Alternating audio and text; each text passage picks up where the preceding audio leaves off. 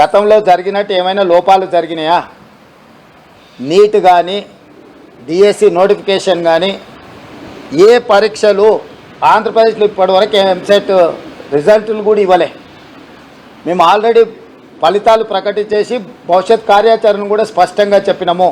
ఎలాంటి రాజకీయ ప్రేరేపితమైన కేసులు ఇంతవరకు సింగిల్ కేసు ఏదైనా పెట్టినామా మేము? ఇతర రాష్ట్రాలలో జరుగుతున్న పరిణామాలు మీరు చూస్తలేరా? గతంలో కానీ ఇప్పుడు కానీ తెలంగాణలో అట్లాంటి పరిణామాలు ఏమైనా ఉన్నాయా? చిన్న చెదురుమదురు సంఘటనలు అయినా జరిగినాయా మీరు చెప్పండి. ఏమీ జరగకపోతే బాగున్నట్ట బాగలేనట్ట? పక్క రాష్ట్రంతో సమస్యల పరిష్కారం కోసం చర్చలు కానీ వీటన్నిటినీ ఇది నిరంతర ప్రక్రియ. మా ప్రభుత్వానికి ఎలాంటి భేషజాలు లేవు. నాడు జగన్మోహన్ రెడ్డి గారు ముఖ్యమంత్రి ఉన్నప్పుడు ఆంధ్రప్రదేశ్ భవన్ సమస్యను పరిష్కరించుకున్న మేము వస్తానే.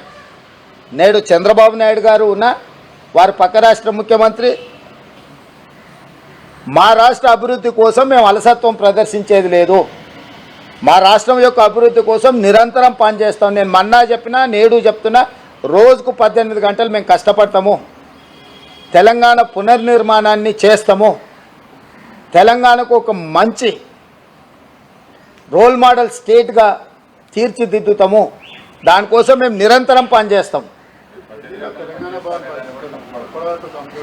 ఇంకా చేయాలి. ఇప్పుడైతే ప్రాపర్టీ ఆస్తి పాపకాలు జరిగిపోయినాయి. ఇక ఇప్పుడు మొన్నటి వరకు ఎన్నికలు ఉన్నాయి. ఇప్పుడు నిర్మాణాలు ఎట్లా, నిర్వహణ ఎట్లా, ఏ విధంగా ముందుకెళ్ళాలనేది చర్చించి నిర్ణయం తీసుకుంటాం. చేసుకొని ఎవని ఇష్టం వాంది. ఎవడొద్దంటాడు?